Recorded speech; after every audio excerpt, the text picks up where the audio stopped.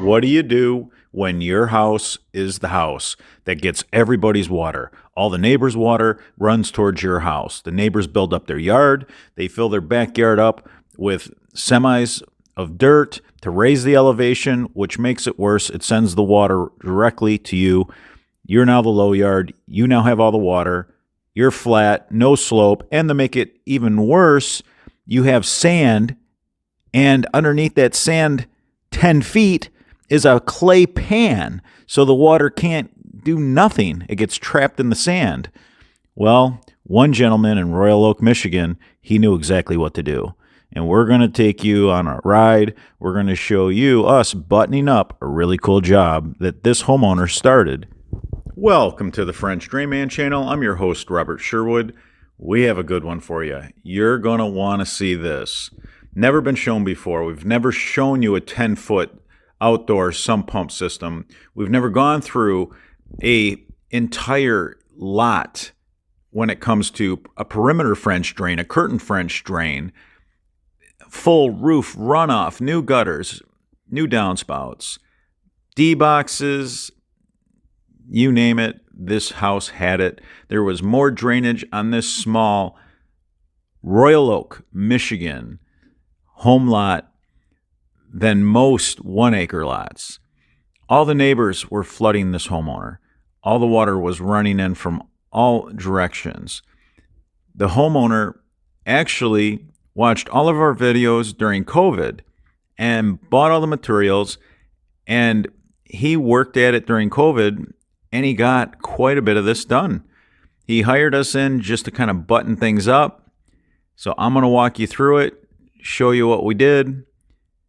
Now, we had water coming from the neighbor's yard right here, and it was just flooding into this homeowner's yard. We went ahead and we put in a really big French drain to grab all that water that was coming in from underneath the fence. It's 10 times harder to gather water than grab it right at the source. Keep that in mind always, whether it's a roof runoff system, whether you're catching the water right here at the gutter downspout and not letting it go. So we have French drains running along the perimeter. We have curtain French drains. Around this garage, we have a footer French drain, and we have roof runoff systems. So we have some solid pipe in with all the perforated pipe. When I say there's miles of high-octane yard drainage pipe in this yard, that is no joke. That is no exaggeration. There's miles and miles of drain pipe here. So this homeowner wanted 3% slope, and he was able to get it because the sump pit had to be so deep. I'm going to go into detail on why we had a 10-foot sump pump pit. But first, take a look at this. 3% slope, working your way around a house. You get deep in a hurry. That is the D-box for the roof runoff system, because we do not want shingle, gravel, and leaves to find its way into the system. We want to catch them in a D-box so it can be shop vacked out. So you can see Francisco's down inside the sump pump pit. Now, the screaming demons are already in place. Where Francisco's standing, he's 4 feet. Already, those units are buried 4 feet. So that's how deep we were. So I'm going to tell you how we ended up this deep. The homeowner, during the COVID-19 shutdown, was trying to dig a sump pump pit, and it kept collapsing on him because it was all sand. Well, in this location in Michigan, it is not sand. It is all clay. So I was suspicious right away when I was called out to the job to take a look at what was going on. Turned out there was an older house built here. Royal Oak, Michigan is an older neighborhood, and it is some prime real estate. So it is not uncommon to have an older home demoed and then a new home built in its place. But here's what they do. When they demo a house and they have to push everything into the basement, there's a process. When they bust out the old basement, they end up having to eventually dig all that out with a giant excavator and haul it away. What happens is you end up with a giant hole. In order for the builder to build a new home, he has to fill this giant void with sand. The reason why they use sand is because sand doesn't have air pockets. Yes, it's granular, and yes, water moves through sand really, really well. So what ends up happening when you put the sand in so you can build the new house, now you have good compaction, you don't have big air pockets, you're not going to have crazy settling, you have a good building envelope. You're going to be able to build a nice new home, nice modern home. But the problem is now you have this giant bowl that you created and you filled it in with sand. So when water runs through the sand, it ends up on the clay cap. So this is a problem. The homeowner, in order to catch all the water that's a problem in his yard, he has to have his sump pump outdoors all the way to the clay. So that's why we're 10 feet deep. This was also to help pump all that water, that really low subsurface water, in the vein of sand that's right on top of that clay pan. We wanted to pump as much of that water as we possibly could with our outdoor sump pump system to give his indoor sump pump system some relief. There's a lot of work to putting in a sump pump pit in sand. Because the sand just keeps caving in, you're constantly having to put something in place to try to keep it back. Naturally, the sump pump pit wants to just cave in and become bigger and bigger. As you keep removing the sand, it just keeps on getting bigger. So that's why there was so much put in place to try to help hold the sand back so that it didn't undermine the driveway. It was already really, really big. When we took on this project, we just wanted to come in and basically give the homeowner the peace of mind of knowing that it was buttoned up the right way. You basically need a small army. We brought in a lot of equipment and a lot of manpower.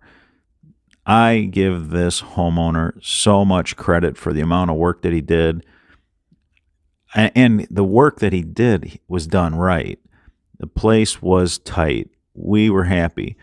Even though this was a really big undertaking and there was a lot of work left, what the homeowner had done had saved him probably in the neighborhood of $20,000. Now you can see how the guys have been working as a team to get up and out of the sump pump pit. Now they're taking some 15-foot wide non-woven geotextile filter fabric to line the walls. They're pinning it with the fabric pins. They're working as a team. Everybody's there to help one another. All hands on deck kind of thing. As we move through this project, I'm going to catch you guys up, explaining a little bit of what's going on this project, because the homeowner did have the entire front yard done, and he had all the French drain and roof runoff pipes running underneath the driveway already. We're going to show you how we're going to deal with that. You can just see all the high octane and all those pipes feeding into the sump pump pit. The homeowner had quite a bit of stone already, but I believe we brought in on this project about 2 semis of stone. That's a lot of stone. The amount of tonnage of stone that's on this property, along with the amount of high octane, I can honestly say this is one of the best yard drain, curtain drain, footer drain, perimeter drain, roof runoff system combos to an outdoor sump pump system duplex you'll ever see. This is one of the bigger, badder jobs right here. Now in this video, we are going to show you how to make all these connections. I'm also going to put a GoPro inside high octane during a thunderstorm, show you what that looks like too, so that you can appreciate using a pipe that has 8 holes in it all the way around, 360 degrees. A lot of times people overlook that when there's this big debate, PVC versus corrugated. Well, if you're going to do a job like this, there's just no way PVC is going to stand up to a job like this. When you have a quad pack wrapping your house, when you have a quad pack wrapping your footer around your garage, when you have that much void moving water with pipe that has 8 holes in it, 360 degrees around it, taking water in from 360 degrees. I know that it's been debated, and it will be forever. My whole career, 35 years, I hear the debates. But hands down, I'm using 8-slot high-octane for all my French drains, perimeter drains, footer drains. I'm not messing around. This is the way to go. We're going to grab up all the water that's coming in from all the neighboring lots. We're going to take care of all the water that's laying on this clay pan. And if you notice, the guys are standing right there by a 24-inch D-box. A D-box, that is short for a distribution box. You can see the big green basin sticking up. Well, it was so deep we had to use a lot of risers. Now, to get the stone in between the garage and the fence, this was really a tight area. We had to keep wheelbarrowing that in with a single-wheeled wheelbarrow. And you basically just work your way in there, you work your way out. As you put stone in your French drain trench, you have to keep this in mind. You can wheelbarrow a single-wheel wheelbarrow right on top of that French drain. If it's high-octane 8-slot, it's going to be strong enough to withstand it. If it's high-octane solid blue pipe, our armor pipe, it's strong enough to withstand that. So this will help you DIY your projects. And as contractors do installations like this, know this: if you're using the high-octane with its really, really heavy wall, you're going to be able to pack it in stone and wheelbarrow right over top of it to get to a part of that install as you work your way into the job. Because when you have a fence and a garage really tight like that, how are you supposed to get in there until you start filling that giant trench with stone? So once you get some stone down, you can wheelbarrow right over top of it. Now, Francisco has our 36-inch ditching bucket on the excavator. He's going to create a really nice shelf. This is a transition area. We're going to take all the French drains that are running from the front yard and around the house, that quad pack that's around the house, and there's quad packs throughout the front yard. They're all coming underneath the driveway. The homeowner went ahead where the driveway was broken and took some pieces out when he had rented a mini skid loader ditch witch. He went ahead and completed the front yard before we got there, so that was money saved for him. Meanwhile, we're going to take all these pipes that are from all these different drain systems, and we're going to show you how to put that and connect that into a system so you know how to get from that to your sump pump system. We're going to show you. Now, another thing I wanted to point out, the reason why the sump pump system in this area was such a convenience, all the sheet water that's running off the driveway away from the house, remember, this is a really long driveway. All that sheet water that's pitched two ways. It's coming away from the garage, and it's coming down the driveway, and it's away from the house, and it all ends up right in this sump pit. So that is bonus. We're grabbing up all that water in a giant open French drain. Small city lots often have more concrete and rooftop than they do greenbelt. That's just the way it is. You're trying to make the most of a small subdivision lot. Look how nice this is turning out. This is absolutely beautiful. In between the fence and the garage, that really tight spot. The guys have been slowly, diligently working at getting some stone to cover that quad pack and the roof runoff system and work around a big D-box. They're in real tight quarters. That is coming out nice. Wait till you see the amount of stone that it takes to fill this pit. You're going to be just blown away. We brought in a couple of semi-trucks. Now, the guys are going to put a D-box in, and as you can see, it's really busy here. We have 6 main pipes that we need to tie into a D-box, and we're going to show you how to do that. We're going to show you how to do it, keeping it simple so that the DIYer or the young contractor can take this on and have no issues with it. The guys are finally able to take the wheelbarrows and go in between the fence and the garage. And we're going to make an open French drain. So we want to have enough stone in there to where there's no weeds, no vegetation. Keep it low maintenance. Now here's a helpful tip to how to fill wheelbarrows with a mini skid loader. Look at that. You put the 2 wheelbarrows nose to nose and you fill them up that quick. Super easy. Work smarter, not harder, guys. That's the motto. It's going to extend the career and it's going to preserve the health of your men. Beautiful D-box right there. That one's all hooked up. That one's complete. We're going to show you this next D-box. We're going to show you in detail. I'm going to give you guys some really good footage on what that looks like. We're slowly starting to fill that in. Like I said, we brought in a couple of semis worth of stone to take care of filling all the French drains in the backyard, the quad pack footer drain around the garage, coming down the driveway to this big sump pit. There were also some French drains, some perimeter drains that we took care of in the backyard, but I couldn't film that because it was between some arborvitae shrubs and the fence, and the arborvitaes were touching the fence. So the guys had such a hard time working in that tight space, and honestly, I was in their way enough. But if you notice, the guys split off. We had guys in the sump pump pit working. We had guys working in the backyard and working around the garage. That's what you have to do when you have a job like this. You don't want to all be tripping over one another. You're not going to get anything done that way. You do have to separate into teams. You have to have enough equipment to do that too, so you're not handicapping a certain group. But you can see there's guys working the backyard, guys working in this deep sump pit. That's how we're getting this done. Again, this was a big job.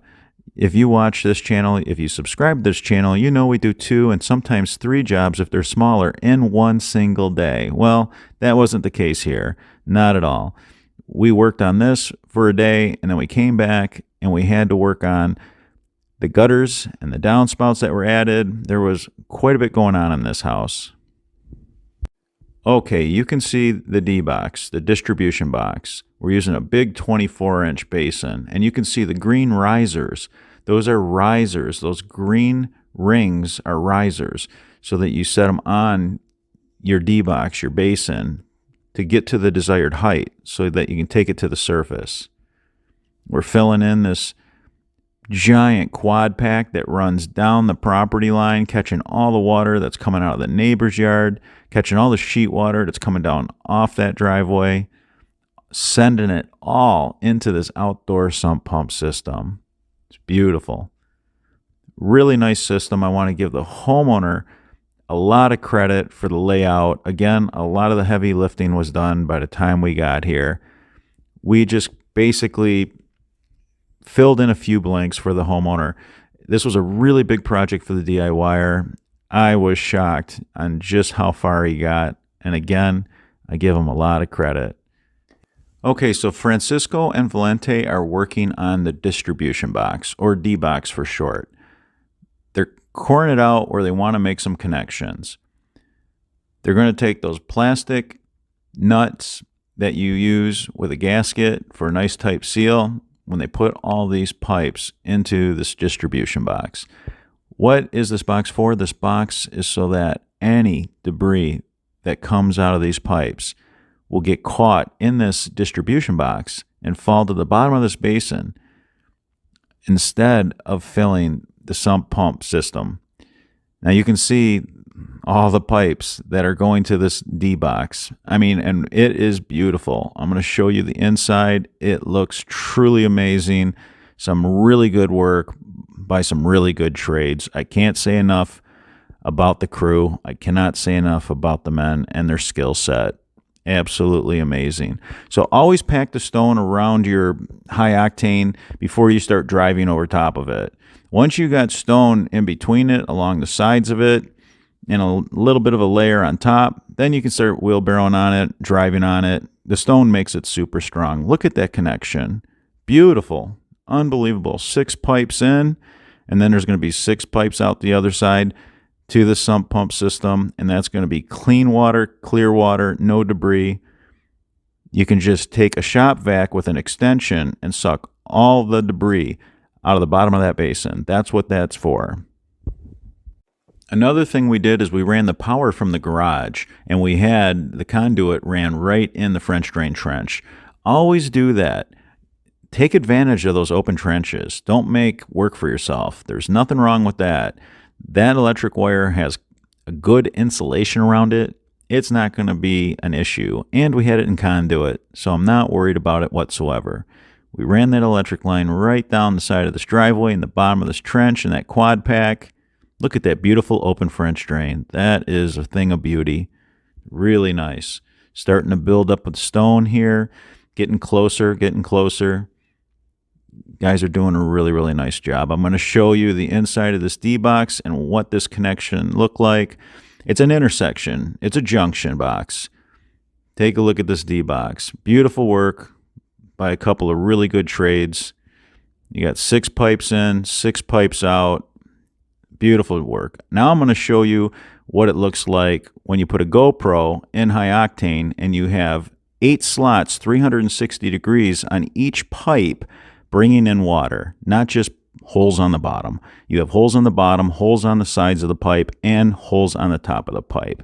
Let's take a look at that. Let's see what that looks like during a torrential rain when you have a GoPro in one of these pipes.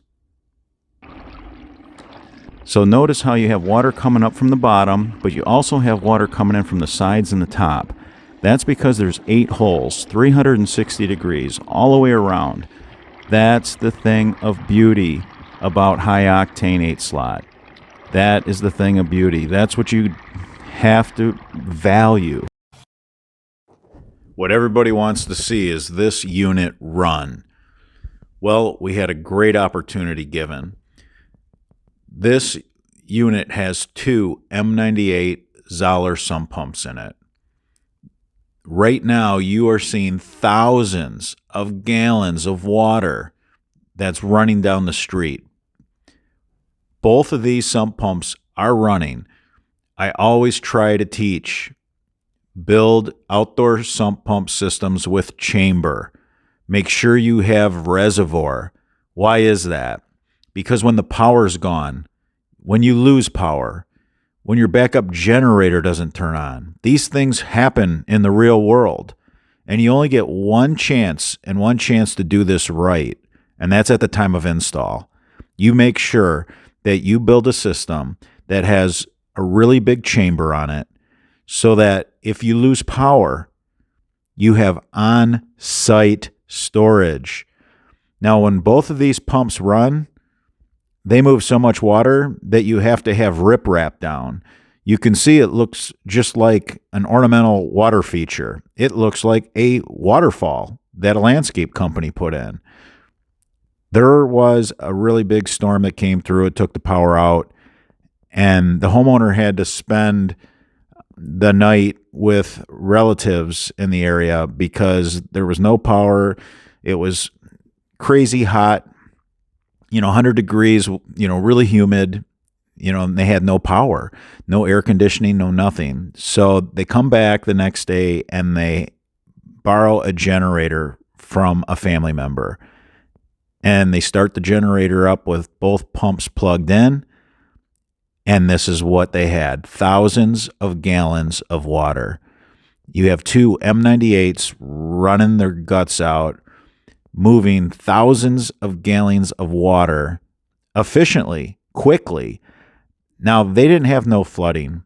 They had no flooding. They had no water intrusion because they had on-site storage and plenty of it. This system was done right. This system was built right. The homeowner did a great job on layout and putting the foundation in. By the time we arrived, the homeowner just needed a small army, a group of men that knew what they were doing, to get in there and finish this up. Turned out great. They have flood insurance, the best kind of flood insurance. Now we're going to show you this running during a rain where the power was not out, so the M98 sump pump was able to come on. There's only one M98 running because there's no backup of water. It's not a situation where they had to lean on all that reservoir. And you can see one M98 running. It's not as violent. You don't have the white water. We're using all this Michigan fieldstone as riprap so that the water coming out of the discharge line gets mellowed out as it runs over all those cobble rocks. It just kind of chills it out so it's just not shooting in the street. You know, it's just a really nice discharge. It turned out really nice. And you can see the difference between 2 pumps versus 1. Here's the final pictures. This is the finished product. Looks beautiful. Came out dynamite. Absolutely love it. With the drainage system in place, the trees, shrubs, and turf grass will always be healthy. They won't have no root rot from growing in water. When you're taking in water from the bottom, from the sides, from the top, you can't beat a drainage system that does that. All right, everybody, until the next video,